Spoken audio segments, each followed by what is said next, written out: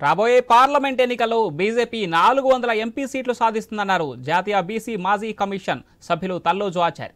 BJP ఎన్నికల ప్రచార బహిరంగ సభను నాగర్ కర్నూల్ స్థానం నుంచి మోదీ ప్రారంభించనున్నట్లు పేర్కొన్నారు.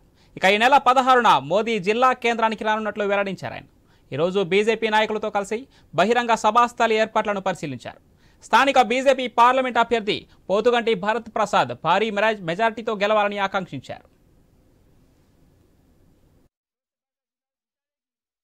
జనతా పార్టీ ఎన్నికల ప్రచారంలో భాగంగా ప్రియతమ ప్రధానమంత్రి లోక్ప్రియ నేత నరేంద్ర మోడీ గారు తెలంగాణ ప్రాంతంలో ఎన్నికల శంఖారావాన్ని మొట్టమొదటి బహిరంగ సభతోటి నాగర్ కర్నూల్ నుంచే నగారా మోగించడానికే మన ప్రియతమ ప్రధాని నరేంద్ర మోడీ గారు ఈ నెల 16వ తేదీన ఇచ్చేయడం జరుగుతుందని చెప్పి ఈ యొక్క సభను తెలంగాణలో ఉన్నటువంటి 17 పార్లమెంట్లు భారతీయ జనతా పార్టీ కైవసం చేసుకునే విధంగా పెద్ద ఎత్తున నాగర్ కర్నూల్ పట్టణానికి మొట్టమొదటి